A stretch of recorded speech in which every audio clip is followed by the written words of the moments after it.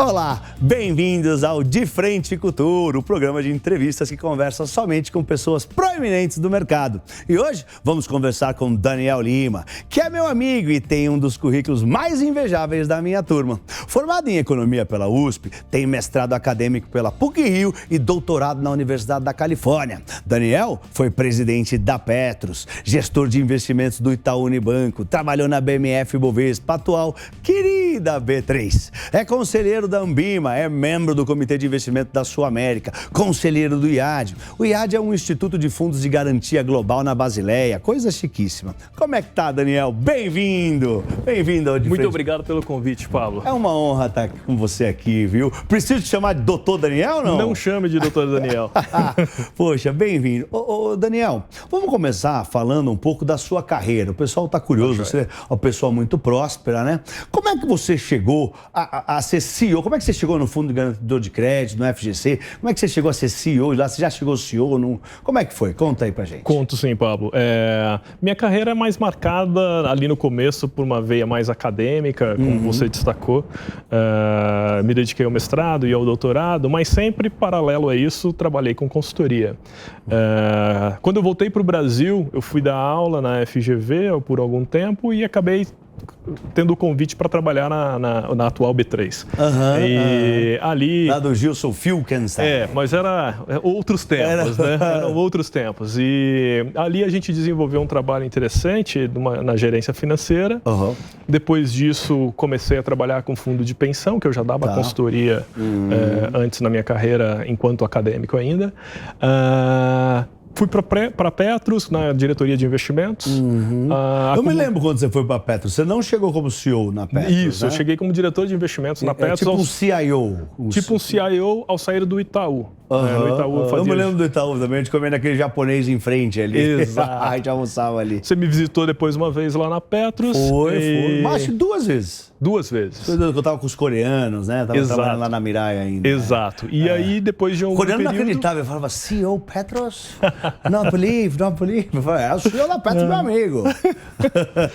Esse é o Pablo. Mas e aí, depois eu acabei acumulando também a presidência e mais recentemente, em 2019, eu voltei para São Paulo para assumir a posição de CEO do Fundo Garantidor de Créditos. Que legal, que legal. Assim, claramente, né, todo mundo sabe que você é uma pessoa bem estudada, mas uma pergunta, você teve educação financeira na sua casa? Olha, eu venho de uma família de uma origem humilde, então uma educação financeira formal, não. Mas eu tive talvez o mais importante, que é o valor pelas conquistas, né? Todo aquele senso de uma certa frugalidade, de dar valor ao que se conquista. Então isso foi transmitido pelos meus pais, sim. Legal. E isso é a base para essa minha formação. Bom, obviamente a gente sabe que os jovens precisam de educação financeira, né? Isso é uma coisa clara. Mas por que você acha que isso é importante para os jovens de hoje? Eu acho isso super relevante para os jovens, para todo mundo, especificamente para os jovens, porque é uma forma de você exercer a sua cidadania. Se você não sabe por quanto está custando algo que você está comprando a prazo, você não está exercendo, você não tem o controle da informação necessária para exercer os seus direitos, a sua cidadania. Então eu acho super relevante toda essa discussão e engajamento dos mais diferentes atores, Banco Central, Febraban, a gente, os influenciadores neste mercado, popularizando essas questões de educação financeira. Como é que o FGC atuou durante a pandemia e que lições você tirou da pandemia do coronavírus? Interessante essa pergunta. Acho que o FGC se provou durante a pandemia, no sentido em que a gente conseguiu rapidamente colocar mais de 80% das pessoas, né, dos nossos colaboradores trabalhando de casa. Fazendo isso com segurança, a gente lida com informações muito relevantes do sistema financeiro, então toda essa parte de segurança da informação é sempre uma preocupação para a gente, e a gente teve bastante sucesso.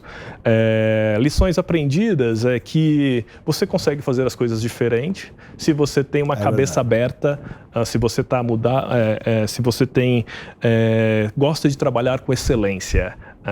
Esses são os principais drivers. Trabalhar no FGC é também fácil, porque você sente o propósito da instituição. Você está ali para proteger os depositantes, você está ali para contribuir com a estabilidade do sistema financeiro. Então, é fácil se engajar quando você tem um propósito e uma missão como essa. Então, explica para o público como que funciona o FGC. Vamos falar do FGC agora. Como é que funciona o FGC? Hoje vocês têm lá 85 bilhões de reais em patrimônio, né? Acho que mais de 65 bilhões líquido, não sei se me corrija se eu estiver errado. O que é esse patrimônio? De onde vem tanto dinheiro? Isso aí é suficiente, é suficiente para garantir a segurança, né, do sistema financeiro, os riscos sistêmicos? Conta um pouco do FGC para o público. O FGC era uma associação privada sem fins lucrativos, e ele existe para proteger os menores depositantes. Então, se você olha para o limite de cobertura do FGC, ele é um limite de R$250 mil por instituição financeira, por conglomerado financeiro. Esse limite ele se estende a todos os bancos, mas ele tem uma restrição que é de R$1 milhão. Então, o cara pode ter, somando se eu tiver 5 CDBs de 200 mil é o limite, não posso ter 6, não posso ter 1 milhão e 200. Não, exato. Não é que você não pode, você pode ter.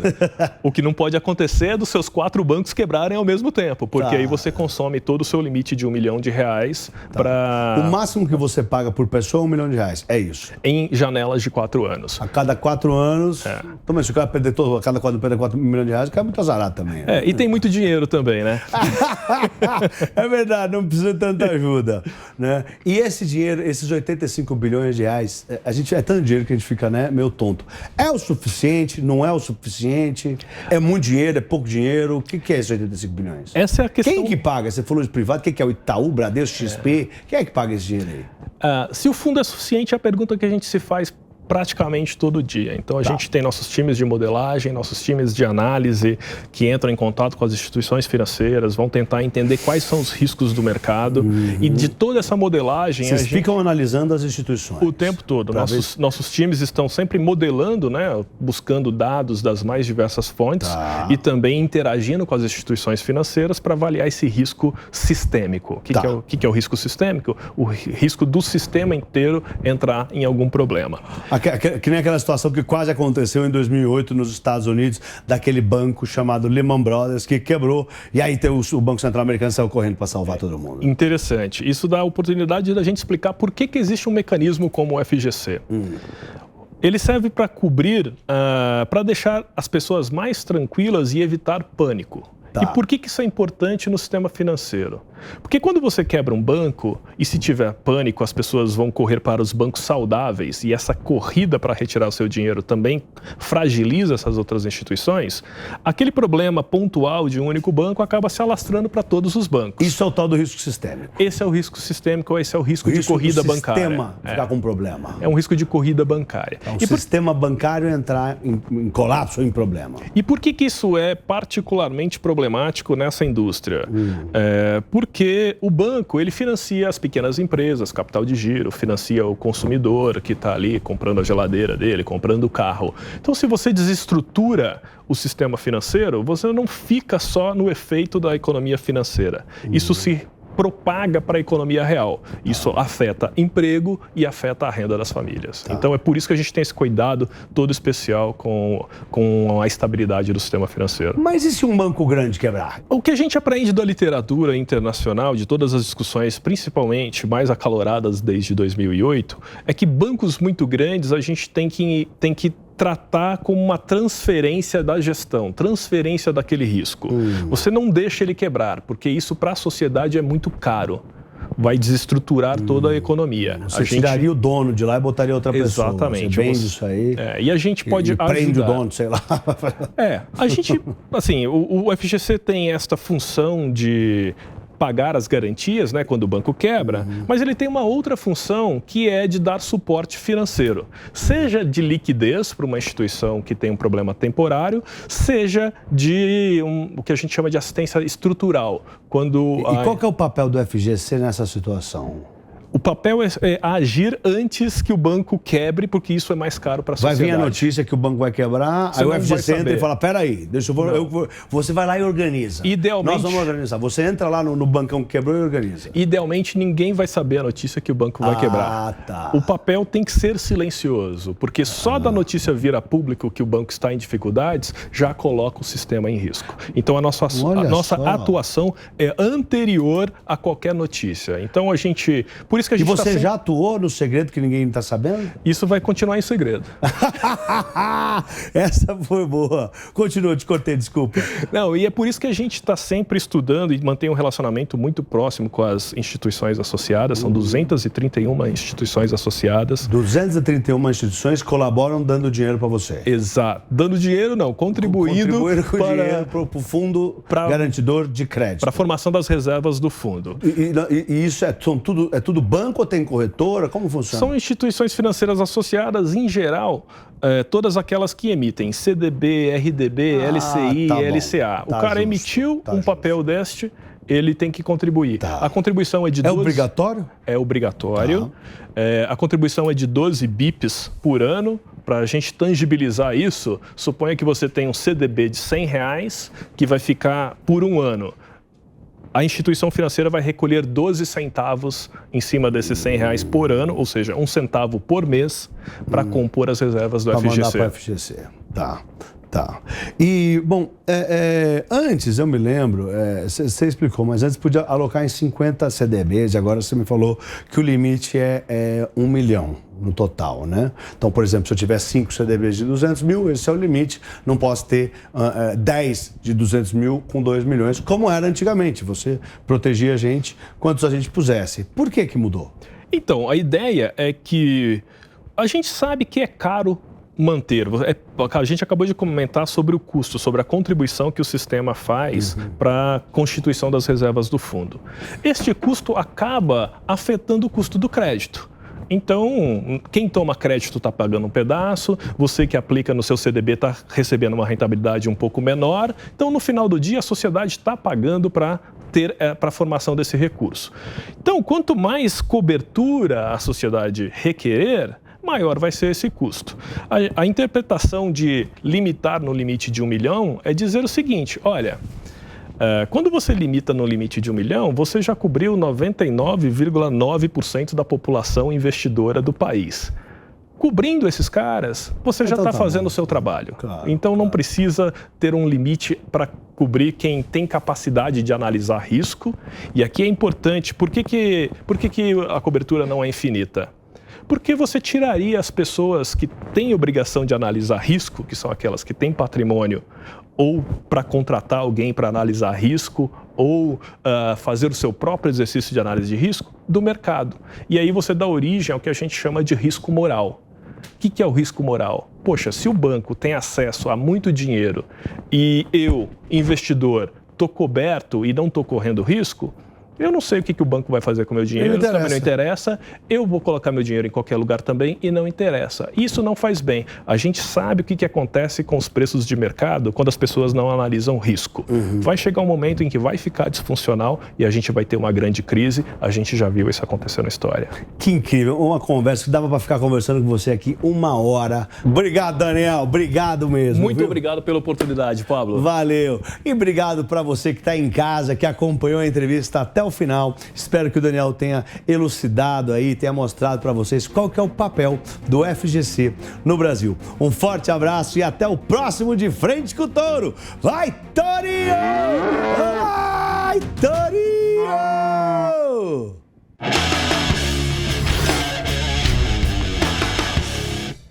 Hoje nós vamos conversar com Alexandre Ostrowiecki. Alexandre é o CEO da Multilaser desde 2003. A Multilaser é uma empresa listada na B3, uma das maiores fabricantes de produtos de consumo do varejo brasileiro. Alexandre é formado em administração de empresas pela FGV, Fundação Getúlio Vargas, e em economia pela Universidade Hebraica de Jerusalém, em Israel. Além de ter MBA em gestão pelo INSPER e OPM, que é Owner President Management, pela Universidade de Harvard, nos Estados Unidos. Alexandre foi o grande responsável pelo crescimento do negócio, principalmente por ampliar a área de atuação do grupo, investindo na diversificação do portfólio. Alexandre, muito obrigado pela sua presença, é um prazer te ter aqui, viu? Obrigado, Pablo, um grande prazer estar aqui. Olá a todos que estão nos assistindo. Tá, muito obrigado por ter vindo aqui nos estúdios presencialmente aqui na Jovem Pan, a gente te agradece.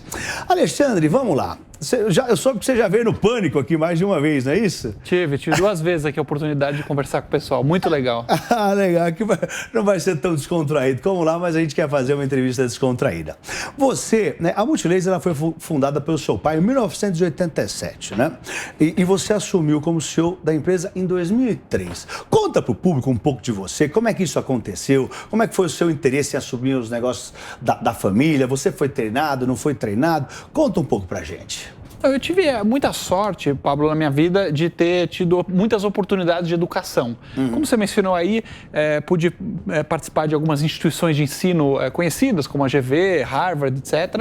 Agora, curiosamente, a oportunidade que mais me preparou para chegar onde eu cheguei foi ser monitor de acampamento. Que legal! Exatamente. Eu fui acampante em colônia de férias, acampamento no mato e tal, e depois, quando eu tive um pouco mais velho, 17, 18 anos, virei monitor. E depois líder de acampamento, e acho que foi uma experiência na prática que me fez crescer muito. E meu pai fundou essa empresa, a Multilaser, em 87. A gente fazia, na época, cartuchos reciclados de impressora.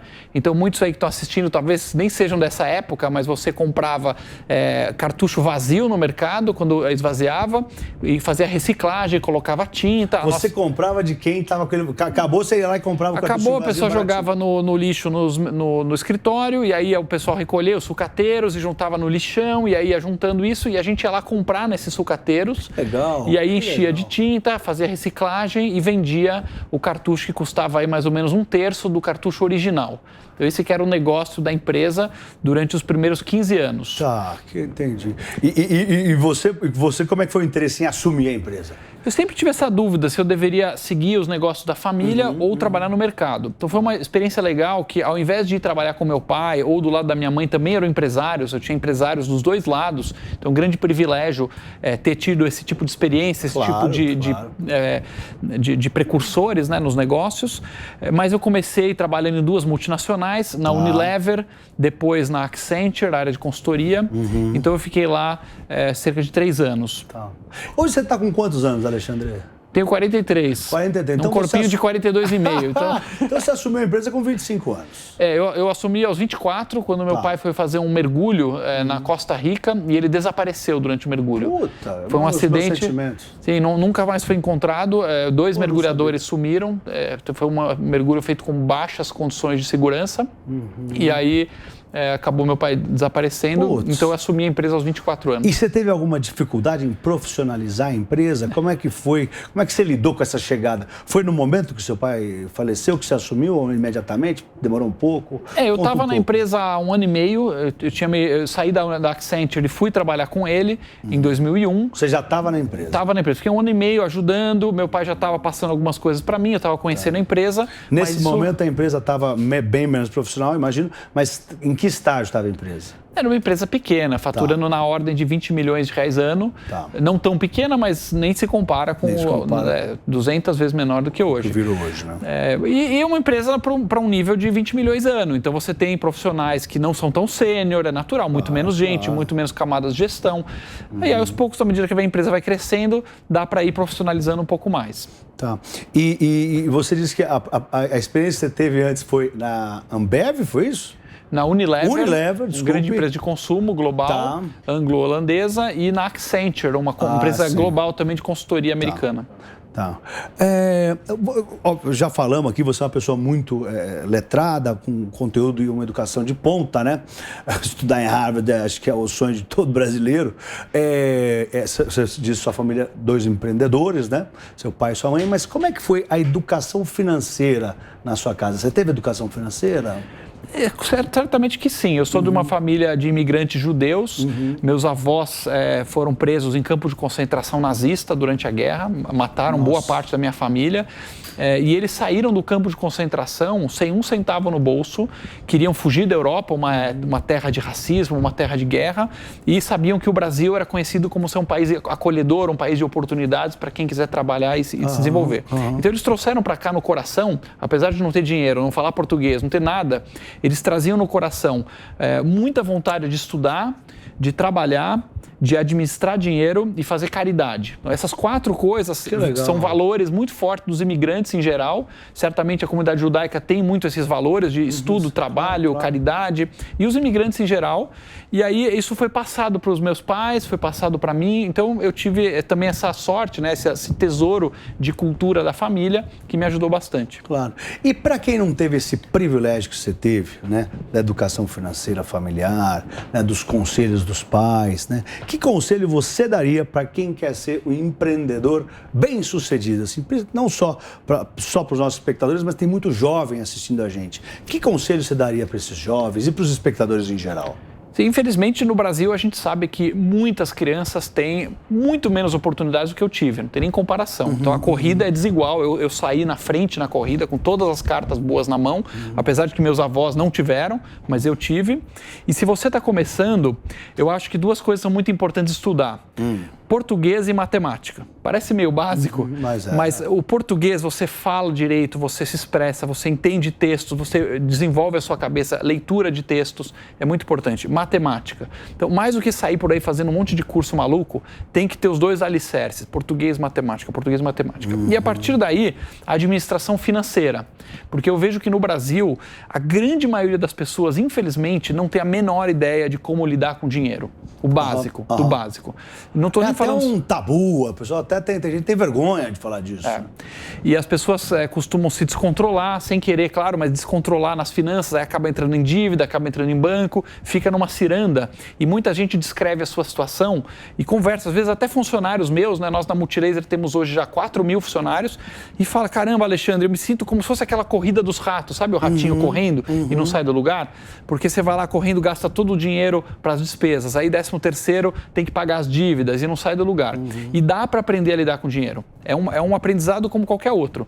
Na internet tem excelentes cursos, excelentes palestrantes, de graça, que você pode dedicar um pouco de tempo, menos tempo para besteira, menos tempo para perder tempo em bobagem que você vê de internet e tal, e mais tempo em coisas que agregam valor. Muito bom, parabéns. Muito obrigado por dividir isso com o nosso público. E hoje, quantas pessoas você comanda lá como CEO da Multilaser, né? O IPO foi em julho, né? A gente comandou lá pela XP. Foi em julho, né? Sim, julho desse agora, ano. foi. Teve alguma mudança depois que nós abrimos aí junto com a XP e você, abrimos o capital da sua empresa? E que estratégia de motivação e engajamento você tenta transferir para os seus funcionários? Olha, felizmente, Pablo, o dia a dia da empresa não mudou muito pós-IPO. Tá. A gente é uma empresa bastante simples, rápida, direta, prática. Vamos lá, fazer o melhor para a empresa a longo prazo e acabou. E depois do IPO tem algumas reuniões com investidores, tem que atender, tem algumas questões burocráticas a mais, de controles, que é normal, mas a essência da Multilaser permanece a mesma. Tá. A pandemia atingiu todos os segmentos de negócio do Brasil, né? E a Multilaser, né, fabrica desde tablets, passando por smartphones, teclados, produtos de saúde e bem-estar, né, até componentes para o setor automotivo. Qual que foi a estratégia, né, de sobrevivência nesse ambiente hostil dessa época agora do coronavírus? Olha, a pandemia impactou muito as cadeias de suprimento em geral, no ramo de informática mais ainda. Verdade. Nós vivemos o olho do furacão em que as cadeias de componentes que vão nos computadores, tablets, celulares, vêm quase todas da China. Tá. E das regiões muito afetadas. Então, janeiro de 2020, as fábricas, muitas delas fecharam, pararam a produção, começou a ter corte de abastecimento. A cadeia travou, A cadeia né? toda travou, componentes aumentaram de custo. A gente sabe que o câmbio aqui no Brasil também depreciou, então você teve componente aumentando de custo, o câmbio depreciando, aumentando em reais. E, por fim, os fretes aumentaram 10 vezes. Um container da China hoje, a gente paga 10 vezes mais para trazer do que na época antes da pandemia. Uma loucura. Uma loucura. Então, tivemos que rebolar para desenvolver produtos o mais competitivos possíveis, não repassar aumentos ao consumidor, diminuir o percentual de aumentos e trocar um pouco as linhas. Margem, diversificou fornecedores? Qual foi a mais solução? Fornecedores, margens mais espremidas e também um negócio que o pessoal chama de trade down. Então, a gente viu que muitos consumidores estavam comprando, por exemplo, uma tela de 43 polegadas. Tá. E agora, para caber no bolso, aquele mesmo valor que ele estava acostumado, dá para comprar uma de 32. Tá. Então, aumentou o consumo de produtos mais simples e diminuiu o consumo dos produtos mais especificados. E a Multilaser, como uma marca democrática, produtos bom, bonito, barato, que todo mundo pode São comprar. mais 5 mil produtos? 5 mil produtos, louco. 5 lançamentos em média por dia. Então, a Multilaser é uma metralhadora de lançamentos. Tem tecnologia, tem novidade, é Multilaser. Como é que você gerencia essa diversificação enorme? Olha, é complexo. Nós temos softwares criados em casa. A Multilaser tem uma área de sistemas bem robusta, com softwares para controlar estoque, margem e giro. E dividimos em 13 unidades de negócio com uma equipe especializada. Então, eu tenho uma equipe para esporte, uma equipe para computador, uma equipe para brinquedos, para baby, para saúde, etc. Quando a gente fez lá o IPO para você lá na XP, você levantou 2,2 bilhões de reais, não foi isso? 1,9. 1,9? Tá bom.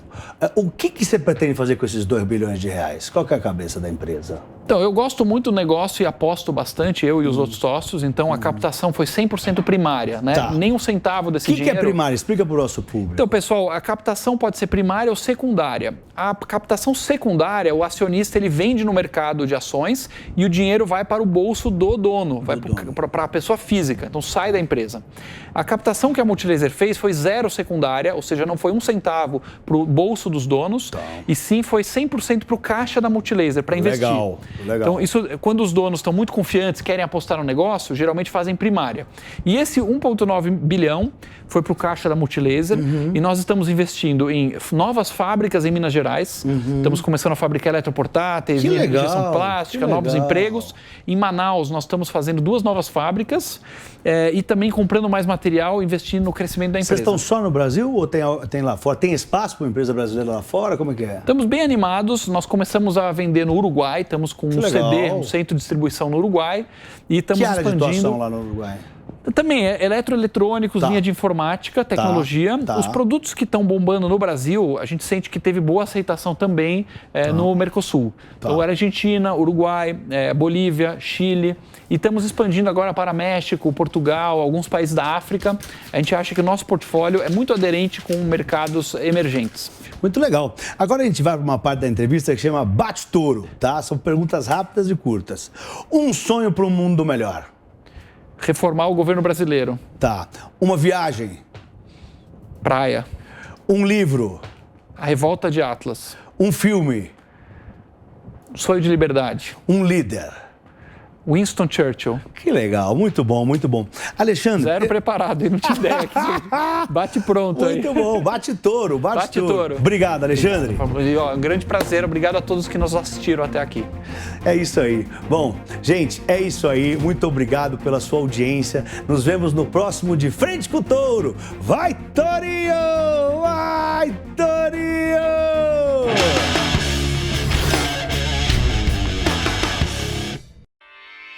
Realização Jovem Pan News.